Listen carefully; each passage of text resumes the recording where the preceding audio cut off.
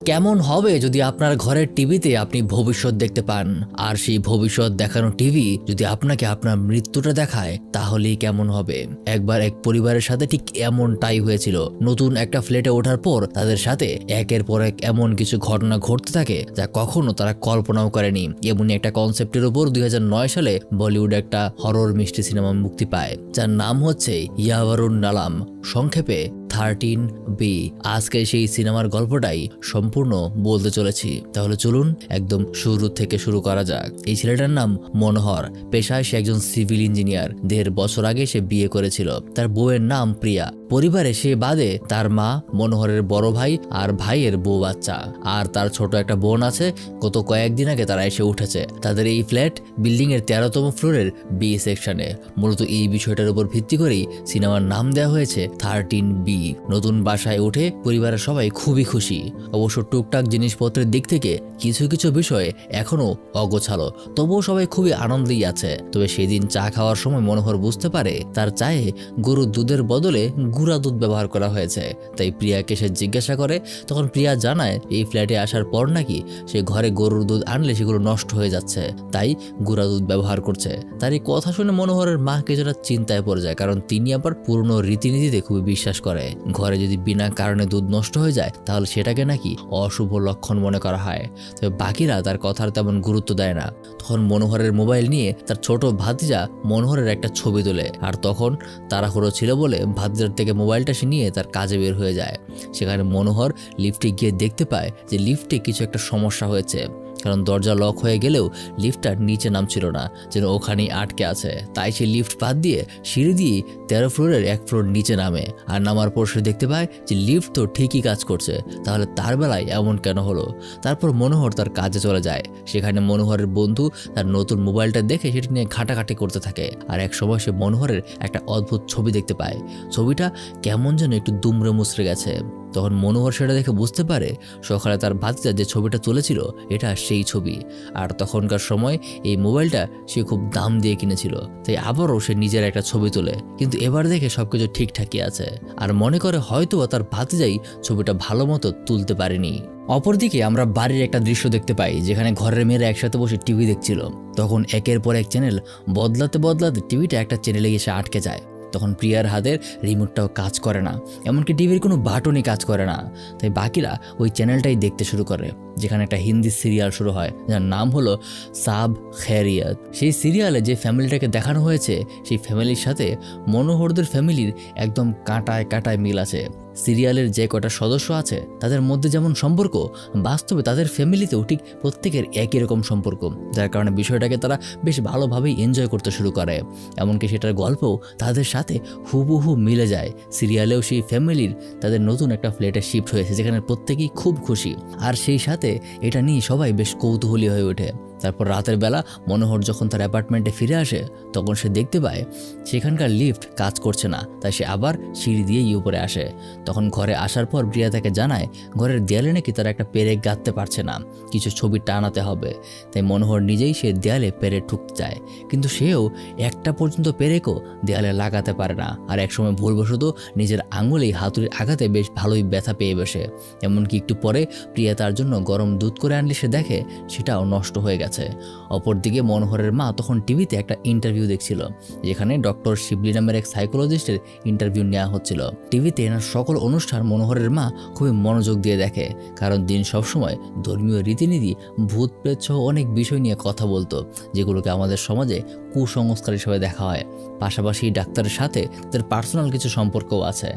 1.5 বছর আগে মনোহরের মায়ের একটা মানসিক সমস্যা নিয়ে তিনি মাঝে মাঝেই তার চিকিৎসা করতে বাড়িতে আসতেন। মূলত ওই সময়টাতেই তিনি তাদের ফ্যামিলি ডাক্তার হয়ে গিয়েছিলেন। সেই ইন্টারভিউটাতে তিনি বলছিলেন, আমি মনে করি যদি স্রষ্টার অস্তিত্ব থেকে থাকে তাহলে অবশ্যই তার বিপরীত শক্তির অস্তিত্বও আছে, আর সেগুলোরই খুব সুন্দর মতো ব্যাখ্যা তিনি দিচ্ছিলেন। আজকেও তিনি এমন কিছু বিষয় নিয়ে কথাবার্তা বলেন।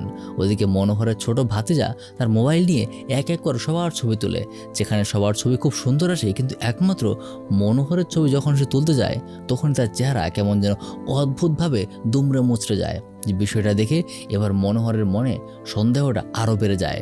শুধু কি তার সাথেই এমন হচ্ছে? লিফটে গেলে সেটা বন্ধ হয়ে যাচ্ছে, তার ছবি বাঁচে আসছে, এমনকি ঘরে দুধ নষ্ট হয়ে যাচ্ছে, আবার টিভি আটকে যাচ্ছে। আর আজকে দেয়ালে পেরেক লাগানোর বিষয়টা, সাথে এখন দ্বিতীয়বারের মতো ছবিটাও এরকম হয়ে যাওয়াতে সেটা তাকে অনেক ভাবিয়ে তোলে। কিন্তু তারপরেও সে ব্যাপারটাকে কোইন্সিডেন্স মনে করে তেমন একটা গুরুত্ব দেয় না, কারণ অনেক কষ্ট করে অনেক টাকা জমিয়ে সেই ফ্ল্যাটটা কিনেছে। আর দেয়ালে যেহেতু ব্যারাক লাগানো গেল না, তাই পরদিন মনোহর তার কনস্ট্রাকশন সাইটের একজন লোককে ড্রিল করার জন্য তার বাসায় পাঠায়। কিন্তু ড্রিল করতে গিয়ে লোকটা এখানে বড়সড় একটা বৈদ্যুতিক শক খেয়ে বসে, যার কারণে অসুস্থ লাগায় লোকটা সেখান থেকে চলে যায়। সেদিন সবাই আবার দুপুর 1টার সময় ওই অদ্ভুত সিরিয়ালটা দেখতে বসে, যেখানে বাড়ির বড় ছেলে চাকরিতে তার বস 10,000 টাকা বাড়িয়ে দিয়েছে, সেজন্য সে খুব খুশি।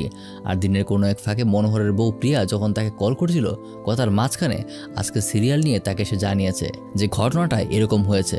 আর রাত যখন মনোহর বাড়ি ফিরে আসে, সে জানতে পারে তার বড় ভাইয়ের নাকি প্রমোশন হয়েছে, সামনের মাস থেকে তাকে 10,000 টাকা বাড়িয়ে দেওয়া হবে, সেজন্য সে খুবই খুশি। আর এই বিষয়টা শুনে আজকে সিরিয়ালের কথা তার মনে পড়ে যায়। সিরিয়ালেও তো ঘরের বড় ছেলের প্রমোশন হয়েছিল, এগুলো তাদের সাথে কি হচ্ছে সেটা সে কিছুই বুঝে উঠতে পারছে না। তবে ঘরের বাকিরা বিষয়টা নিয়ে তেমন কোনো মাথা ঘামায় না। তারপর এভাবেই আরও কয়েকদিন চলে যায়। আজকে মনোহরের শরীরটা তেমন ভালো না, তাই সে কাজে যায়নি। পাশাপাশি আজকে নাকি তাদের একটা বিয়ের দাওয়াত ছিল, তাই মনোহরের শরীর খারাপ বলে সে বাসায় থেকে যায়। মনোহরের ছোট বোনটার আজকে রেজাল্ট দেবে, তাই সে কলেজে চলে যায়, আর বাকিরা চলে যায় বিয়ের দাওয়াতে। মনোহর তখন বাসায় একাই ছিল। তখনই তার পাশের ফ্ল্যাটের একজন বয়স্ক লোক, যে নাকি চোখে দেখতে পায় না, সে মনোহরের সাথে দেখা করতে আসে। এই ফ্ল্যাটে লোকটার সাথে তার আগেও একবার দেখা হয়েছিল। আজকে মনোহর তাকে ভেতরে আসতে বলে। মনোহরের কথা মতো লোকটা ভেতরে আসে, কিন্তু সে ভেতরে গেলেও তার সাথের যে পোষা কুকুরটা ছিল সেটা খুবই অদ্ভুত আচরণ করতে শুরু করে। কুকুরটা যেন কোনো মতেই ভেতরে যেতে চাইছিল না। দেখি বোঝা যাচ্ছে যে এটা কিছু একটা দেখে খুব ভয় পেয়েছে, তাই লোকটা ভেতরে না এসে কুকুরটাকে নিয়ে আজকের মতো চলে যায়। কিন্তু এই বিষয়টা মনোহরকে একবার সিরিয়াস একটা চিন্তায় ফেলে দেয়। এখানে আসার পর থেকেই সে এমন কিছু অদ্ভুত বিষয় খেয়াল করছে যেটা কোনোভাবেই তার কাছে স্বাভাবিক মনে হচ্ছে না। তাই আজকে মনোহর নিজের মোবাইলটা বের করে। প্রথমে ঘরের বাইরে 2 কদম বের হয়ে একটা ছবি তোলে। ছবিতে যেটা দেখে সব কিছুই ঠিকঠাক আছে, কিন্তু সে যখন ঘরের ভেতরে গিয়ে নিজের ছবি তোলে, সেখানে সে দেখতে পায় নিজের চেহারাটা আবারও অদ্ভুত একটা আকৃতি নিয়েছে, যার কারণে সে আজকে ভালোভাবেই বুঝতে পারে যে তার ঘরে অবশ্যই কোনো অশুভ কিছু একটা আছে, যার কারণে কুকুরটা কিছু একটা দেখে ভয় পেয়েছে। আর ঘরে সম্ভবত এই কারণেই সব কিছু অদ্ভুত ঘটনা ঘটছে। তাই মনোহর তার সোফায় বসে বিষয়টা নিয়ে দুশ্চিন্তা করতে শুরু করে। আর তখন দুপুর 1টা বেজে গিয়েছে। তার সাথে সাথেই ঘরের টিভিটা অন হয়ে যায়, আর সোজা সেই চ্যানেল থেমে গিয়ে ওই সিরিয়ালটা শুরু হয়ে যায়। আর সিরিয়ালটা শুরু হওয়ার সময় গত পর্বে যা হয়েছে সেগুলোকে খুব সংক্ষিপ্তভাবে দেখানো হয়। আর সিরিয়ালে গত সমস্ত বিষয় দেখে মনোহর বুঝতে পারে যে তার পরিবারের সাথে তো সব কিছু একই রকম হচ্ছে। তারপর শুরু হয় সিরিয়ালের নতুন পর্ব, যেখানে দেখা যায় পরিবারের সবচেয়ে ছোট মেয়েটার আজকে রেজাল্ট দিয়েছে, আর সেখানে সে খুব ভালো নম্বর পেয়ে পাশ করেছে। আর সেখানে সিরিয়ালে তার পার্সেন্টেজটাও দেখানো হয়। আর সাথে সাথে মনোহরের ছোট বোন বাসায় চলে আসে, আর তাকে জানায় সে নাকি খুব ভালো নম্বর পেয়ে পাশ করেছে। এমনকি সে দেখে তার বোন বাস্তব লাইফে সেই এক্স্যাক্টলি সেই নাম্বারটাই পেয়েছে, যেটা একটু আগে সে সিরিয়ালে দেখেছে। ঠিক তখনই ওই সিরিয়ালে আরও নতুন একটা ঘটনা ঘটে যায়, যেখানে দেখা যায় পরিবারের ছোট ছেলে বাবা হতে চলেছে, যা দেখতে পেরে এবার মনোহর বিষয়টা মেলাতে শুরু করে। যেহেতু এই সিরিয়ালে তার পরিবারের ভবিষ্যৎ জানতে পারছে, তাই সে তার বউ প্রিয়াকে কল করে আর বলে দেয় যেন সে সুযোগ পেলেই তার রেগুলার চেক আপটা করিয়ে নেয়। আর পরবর্তীতে চেক আপ করার পর মনোহর জানতে পারে যে সে সত্যি সত্যি বাবা হতে চলেছে, যার কারণে সে এতটাই খুশি হয়ে যায় যে ওই সিরিয়ালের কথা আর ঝামেলার কথা একদম তার মাথা থেকেই সরে যায়। সেদিন বাড়িতে তার সবাই একসাথে এই খবর শুনে খুব খুশি হয়। পুরো পরিবার প্রিয়ার দেখাশোনা করতে লেগে যায়। এরপর আরও কিছুদিন পার হয়ে যায়, কিন্তু একদিন সেই সিরিয়ালের একটা এপিসোডে একটা দুর্ঘটনা দেখানো হয়, যেখানে ঘরের ছোট ছেলের বউ সিঁড়ি থেকে পড়ে গিয়েছে, আর সেখানে তার পেটে খুব গুরুতর আঘাত পেয়েছে। আর এই সিরিয়ালের বিষয়টাই মনোহর এক কোণা থেকে দেখতে পায়। সাথে সাথেই তার মাথায় প্রিয়ার কথা চলে আসে। আর তখনই কিচেন রুম থেকে একটা বিশাল বড় বিস্ফোরণের আওয়াজ হয়। মনোহর যখন সেখানে যায়, সে দেখে প্রিয়া কিচেন রুমে অজ্ঞান হয়ে পড়ে আছে। তার পাশে সে রক্তও দেখতে পায়। তখনই মনোহর তাকে উঠিয়ে নিয়ে হাসপাতালের দিকে রওনা হয়। আসলে প্রিয়া যে প্রেশার কুকারে রান্না করছিল সেটা ওভার প্রেশারের কারণে ফেটে গিয়েছে, আর সেই ঘটনায় সে তার পেটে আঘাত পেয়েছে। ওখান থেকে বের হওয়ার সময় তখনও টিভিটা চলছিল, যেখানে সিরিয়ালের এই ঘরে ছোট ছেলের বউকে হাসপাতালে ভর্তি করা হয়েছে। তারপর পুরো একটা দিন পার হয়ে যায়, কিন্তু প্রিয়ার তখনও জ্ঞান ফিরে আসেনি। ঘরের বাকিরা এই ঘটনায় খুবই দুশ্চিন্তা করছে। ঠিক তখনই মনোহরের মাথায় সেই সিরিয়ালের কথা চলে আসে। যেহেতু সেটার মাধ্যমে তারা তাদের নিজেদের ভবিষ্যৎ দেখতে পারছে, তাই সে সিরিয়ালি বলে দেবে যে প্রিয়ার সাথে আসলে কি হতে চলেছে। তাই সে দৌড়ে নিজের বাসায় পৌঁছে যায়। ওখানে টিভি অন করলে সিরিয়াল সে দেখতে পায় এই ঘটনায় ওই পরিবারে ছোট বউ বেঁচে যাবে, কিন্তু তার পেটের সন্তান নষ্ট হয়ে গেছে।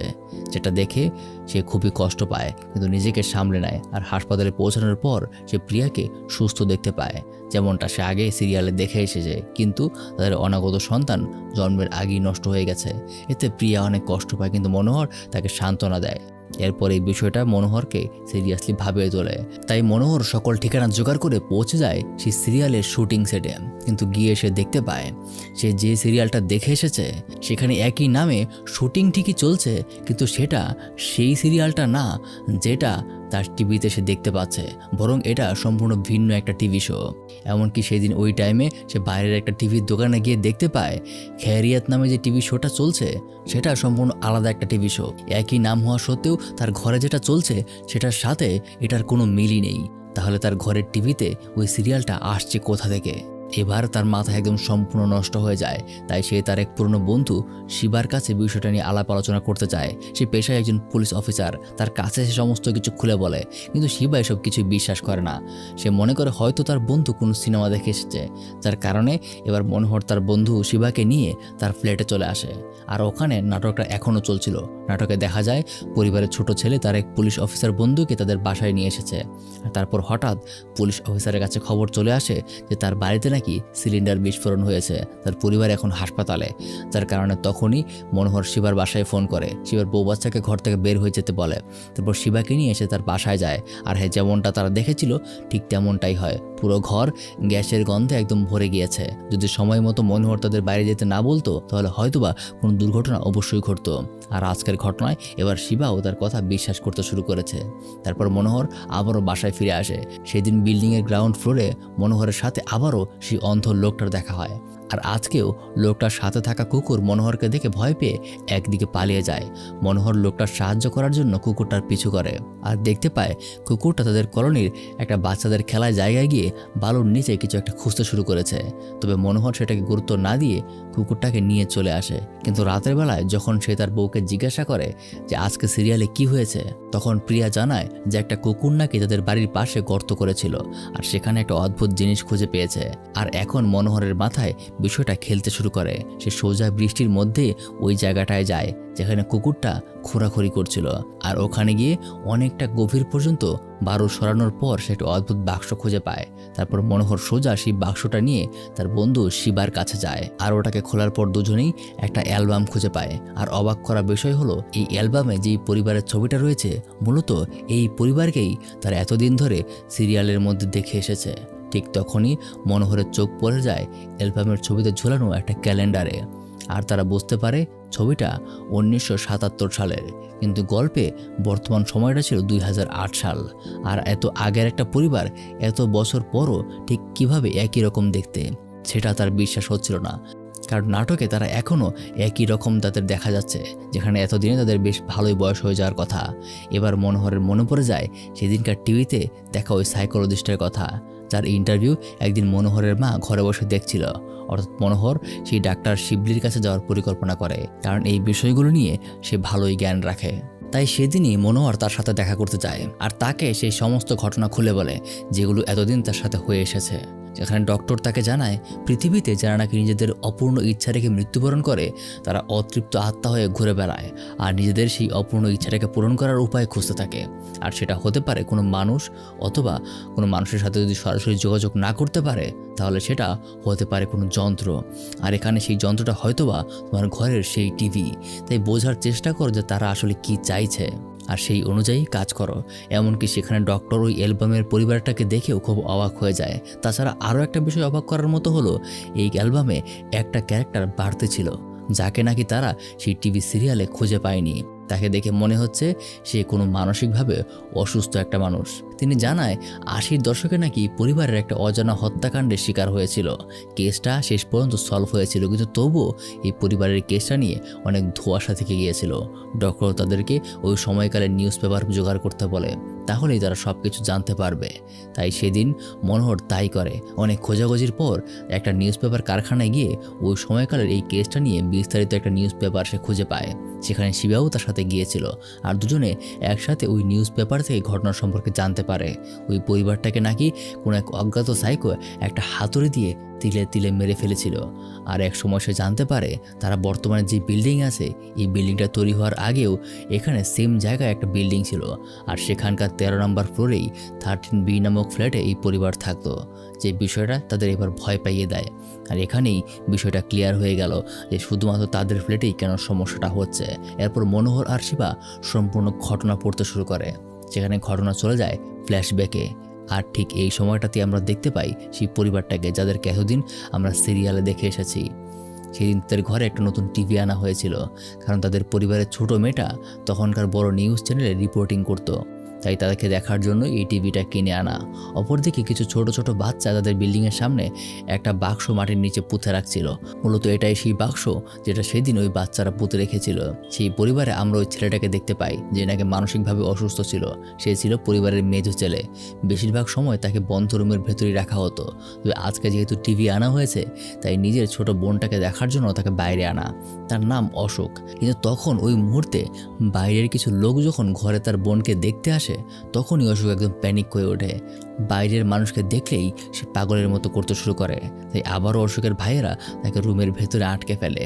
কিন্তু এভাবেই মাসখানেক সময় পার হলে একবার তাদের বাসার বাইরে অনেকগুলো মানুষ এসে জমা হয়, আর জানা যায় ঘরের প্রত্যেকটা মানুষকে নাকি কেউ একজন খুন করে ফেলেছে। আর পুলিশ ভেতরে গিয়ে দেখতে পায় ঘরে শুধুমাত্র একটা মানুষ বেঁচে ছিল, আর সেটা হলো সেই পাগল অশোক। ঘরের টিভিটাকে সে ভাঙতে শুরু করে, তার গায়ে ছিল রক্ত। তাই পুলিশ এটা ভেবে নেয় যে অবশ্যই হয়তো সে এই কাজটা করেছে। মানসিকভাবে অসুস্থ একটা মানুষ যা খুশি তাই করতে পারে, এই জন্য পরবর্তীতে তাকে গ্রেফতার করে নেওয়া হয়। আর কেসের শুনানির পর একটা মেন্টাল অ্যাসাইলামে তাকে পাঠিয়ে দেওয়া হয়। তারপর ঘটনাটা আবার বর্তমানে চলে আসে। নিউজ পেপার থেকে তারা এতটুকুই জানতে পারে, কিন্তু শুধুমাত্র এতটুকু জেনে তারা কিছুই করতে পারবে না। তাই সেই ঘটনায় যে উকিল অশোকের কেস লড়েছিল তারা দুজন তার সাথে দেখা করতে যায়। তাকে দুজন ওই পরিবার সম্পর্কে সব কিছু খুলে বলে আর কেস সম্পর্কে কিছু বিষয় জানতে চায়। তবে সেখানে সেই উকিল তাদেরকে জানায়, আমার জীবনে সেই একটা কেস ছিল যেটা খুবই অদ্ভুত। আমি একদম নিশ্চিতভাবে জানি যে অশোক তার পরিবারকে খুন করেনি, বরং তৃতীয় কোনো ব্যক্তি এই কাজ করেছে। অশোক তার পরিবারকে খুবই ভালোবাসত, কিন্তু ওই সময়টাতে সাক্ষ্য প্রমাণের অভাবে আমি তাদেরকে নির্দোষ প্রমাণ করতে পারিনি। মূলত অশোক তার পরিবারের মানুষগুলোকে জড়িয়ে ধরে কান্নাকাটি করেছিল, এজন্যই তার শরীরে রক্ত লেগেছিল। আর সেই খনি চলে যাওয়ার পর তার রেখে যাওয়া হাতুড়ি দিয়ে সে টিভিটাকে ভাঙতে শুরু করেছিল। এই জন্যই পুলিশ মনে করেছিল হয়তো সেই খুনটা করেছে। তারা দুজন জানতে পারে যে অশোক নাকি এখনও সেই মেন্টাল হসপিটালে জীবিত আছে। মূলত এই কারণেই সেই সিরিয়ালে তারা অশোককে দেখেনি, শুধুমাত্র তাদেরকে দেখেছে তারা দুনিয়া থেকে চলে গিয়েছে। এবার তারা দুজন মোটামুটি বুঝতে পারে যে কেন সেই অতৃপ্ত আত্মারা তার পেছনে পড়ে আছে। তাই সে সোজা প্রিয়াকে কল করে আর তাকে জিজ্ঞাসা করে যে আজকে সিরিয়ালে কি ঘটেছে। তখন প্রিয়া তাকে জানায় যে আজকের ঘটনাটা খুব অদ্ভুত ঘটেছে। সিরিয়ালটা এমনভাবে শেষ হয়ে যাবে সে ভাবতেও পারেনি। রাতে যখনই তার পরিবার ঘুমাচ্ছিল তখনই নাকি একটা অচেনা লোক এসে ঘরে ঢুকে পড়েছিল আর তাদের সবাইকে একটা হাতুড়ি দিয়ে মেরে ফেলেছে, কিন্তু সেই খুনির চেহারা দেখানো হয়নি। যার কারণে মনোহর তাড়াহুড়ো করে বাড়িতে পৌঁছায়। রাতে সে ঘুমাতে পারে না, কারণ সে জানে আজ রাতেই সেই খুনি এখানে আসবে। তখন হঠাৎ তার কানে কিছু আওয়াজ আসে। মনোহর উঠে গিয়ে দেখতে পায় তাদের টিভিটা নিজেই চালু হয়ে গেছে, আর এখন সেই নাটকের ক্লাইম্যাক্স দেখানো হবে। সে দেখতে পায় ওই খুনি তার হাতে সেই হাতুড়ি নিয়ে সামনে এগিয়ে যাচ্ছে। আর ফাইনালি যখন খুনির চেহারা রিভিল করা হয় তখন তার চেহারা দেখে মনোহর একদম থমকে যায়, কারণ টিভিতে সেই খুনিটা হলো মনোহর নিজে। সে নিজে তার পরিবারের সবাইকে খুন করেছে, এমনটাই টিভিতে দেখানো হয়। যার কারণে এবার সে পাগলের মতো হয়ে যায়। সে তার পরিবারকে কিছু না জানিয়েই এই রাতে শিবার বাসায় চলে যায় আর তাকে সব কিছু খুলে বলে। তারপর দুজনে ডক্টর শিবলির বাসায় আসে। ডক্টর শিবলিকে সমস্ত কিছু বুঝিয়ে বলে যে কিভাবে তারা 80-এর দশকের ওই আসল পরিবারের মার্ডার কেস সম্পর্কে জানতে পেরেছে, আর মূলত ওই পরিবার তাদের আসল খুনিকে শাস্তি দিতে চায়। কিন্তু ডক্টর শিবলি তাদের আজকের ঘটনার উপর ভিত্তি করেই জানায়, যেহেতু সেই টিভিতে তোমাদেরকে সত্য বিষয় জানাচ্ছে তাই কোনো কিছুতেই ভরসা করা চলবে না। তুমি মোটেও তোমার পরিবারের কাছে যাবে না, কারণ সেখানে যখন দেখানো হয়েছে তোমার কারণেই তোমার পরিবার মারা যাবে। তাই তার কথা মতো মনোহর শিবার বাড়িতে গিয়ে শিবাকে বুঝিয়ে দেয় যে যাই হোক আমাকে তুমি ঘরের ভিতর আটকে রাখো, আমি নিজে বললেও আমাকে বের হতে দেবা না। আর অপরদিকে আমরা দেখতে পাই ডাক্তার শিবলি এই রাতের বেলা মনোহরের বাসায় গিয়ে তার পরিবারের সাথে দেখা করতে গেছে। প্রিয়া দরজা খুলে অবাক হয়ে যায় যে মনোহর কোথায় আর আপনি এখানে কি করতে এসেছেন। তখন সে জানায় মনোহর নাকি তার কাছে গিয়েছিল, সে কিছুক্ষণের মধ্যেই চলে আসবে। আর যেহেতু তিনি আগে থেকে পরিচিত ছিলেন তাই প্রিয়া তাকে ঘরে নিয়ে আসে। তারপর তার জন্য টুকটাক খাবারের ব্যবস্থা করতে সে যখন রান্নাঘরে যায়, এদিকে টিভির মধ্যে হঠাৎ সেই মার্ডার হওয়া পরিবারের ছোট মেয়েটার চেহারা ভেসে ওঠে। সেই জন্য ডাক্তার শিবলিকেই সরাসরি বলছে, আমার পরিবারকে আমার ভাই নয় তুই খুন করেছিস, আর তোকে আমি এখানে টেনে এনেছি। যার কারণে একসময় রেগে গিয়ে ডাক্তার শিবলি ওই টিভিটাকে হাতুড়ি দিয়ে ভাঙতে শুরু করে, যার এক পর্যায়ে ওই পরিবারের সবাই এখানে একত্রিত হয়। কিন্তু ডাক্তার শিবলি তাদেরকে সেই 1977 সালের ওই পরিবারের রূপে দেখতে পায়। এবার ডাক্তার শিবলি পাগল হয়ে যায়, সে মনোহরের পরিবারের ওপরেই আক্রমণ করতে শুরু করে। মনোজকে সে ওই হাতুড়ি দিয়ে একটা আঘাত করেও ফেলেছে। ঠিক তখনই সেখানে মনোহর চলে আসে আর সে নিজের হাতে অন্য একটা হাতুড়ি নিয়ে ডাক্তার শিবলির উপর আক্রমণ করে। আসলে মনোহর যখন তার বন্ধুর বাসায় নিজেকে আটকে রেখেছিল তখন সে তার রুমের বাইরে একটা হাতুড়ি দেখতে পায় যেটা ওই টিভিতে তার হাতে ছিল। ঠিক তখনই তার মাথায় আরেকটা বিষয় চলে আসে, সিরিয়ালে যেই লোকটা ওই পরিবারকে খুন করেছে ওই লোকের হাতে ছিল ছোট হাতুড়ি আর মনোহরের হাতে ছিল এই হাতুড়িটা। অর্থাৎ সে বুঝতে পারে তার পরিবারকে সে নয় অন্য কেউ মারতে যাবে, আর ওখান থেকেই সে এই হাতুড়ি নিয়ে চলে এসেছে। আর তখনই সেই টিভিতে আবারও সেই নিউজ রিপোর্টিং শুরু হয়ে যায়, যেখানে পরিবারের সেই মেয়েটা এই ঘটনার সবকিছু খুলে বলতে শুরু করে যে মূলত আসল কাহিনীটা কি হয়েছিল। ঘটনা চলে যায় সেই সময়টাতে যখন এই সম্পূর্ণ ঘটনা ঘটেছিল। আসলে ডক্টর শিবলির এক ছোট ভাই ছিল, সে ওই পরিবারে সেই ছোট্ট মেয়েটাকে অর্থাৎ সেই পাগল অশোকের ছোট বোনকে ভালোবাসতো। তাদের অনেক দিন যাবৎ রিলেশনশিপও ছিল, কিন্তু কোনো এক সময় শিবলির ছোট ভাইকে মেয়েটা ভুল বুঝেছিল আর নিজের পরিবারের কথায় অন্য একটা ছেলের সাথে বিয়েতে রাজি হয়েছিল। যার কারণে বিয়ের 3 দিন আগে শিবলির ছোট ভাই নিজেকে শেষ করে দেয় আর একটা চিঠিতে লিখে গিয়েছিল যে তার মৃত্যুর জন্য কারা দায়ী আর সে পরিবারের বেঁচে থাকার কোনো অধিকার নেই। যার কারণে সেই সময়টাতে শিবলির মনে তার ভাইয়ের এই মৃত্যুতে একটা সাইকো কিলারের জন্ম হয়। আর পরবর্তীতে মেয়েটার বিয়ে ঠিক হওয়ার আগের রাতে এক এক করে সবাইকে সে হাতুড়ি দিয়ে মেরে ফেলেছিল আর ঘটনায় ফাঁসিয়ে দিয়েছিল সেই পরিবারের পাগল ছেলেটাকে। মূলত এই কারণেই অশোক ওই দিন টিভিটা ভাঙছিল, কারণ বাইরের একটা লোক এসে তার পরিবারকে মেরেছে। আর টিভিতে সবসময় বাইরের মানুষদেরকে দেখানো হয়। পুলিশও পরবর্তীতে তেমন কোনো তদন্ত না করেই তাকে আসামি বানিয়ে দেয়। তারপর ঘটনা অনেকগুলো বছর ঠিকঠাকে যাচ্ছিল, তবে এতগুলো বছর পর হঠাৎ যিনি মনোহর তার বন্ধুকে নিয়ে শিবলির কাছেই ঘটনার আলাপ করতে আসে তখন তার মনে আবারও একটা ভয় জন্মায়। তবে তাদেরকে সে কোনো রকমে বুঝিয়ে পাঠিয়ে দিয়েছিল। তো ফাইনালি আজকে যখন মনোহর তার বাসায় গিয়ে সবকিছু খুলে বলল তখন সে জানতে পারলো যেভাবে চলতে থাকলে এই টিভিটার মাধ্যমে সব সত্যের খোলাসা হয়ে যাবে। সে নিজেই যেই ঘটনার অপরাধী সেটা সবাই জানতে পেরে যাবে। তখন মনোহরকে এই সেই বুঝিয়ে সে তার বাসায় যেতে নিষেধ করে আর শিবলি নিজে তার বাসায় চলে যায় ওই টিভিটা ভাঙার জন্য, কারণ ওই টিভির জন্যই সত্যটা এত দূর পর্যন্ত প্রকাশিত হয়েছে। কিন্তু অবশেষে সেখানে মনোহর চলে আসে তার পরিবারকে বাঁচাতে। আর সবার সামনে যখন ওই টিভিতে সত্যের খোলাসা হয়ে যায় তখন মনোহর নিজের রাগ আর কন্ট্রোল করতে পারে না। সে সোজা রাগের মাথায় ডক্টর শিবলিকে এমনভাবে আঘাত করে যে সে সাথে সাথেই ওখানে মারা যায়।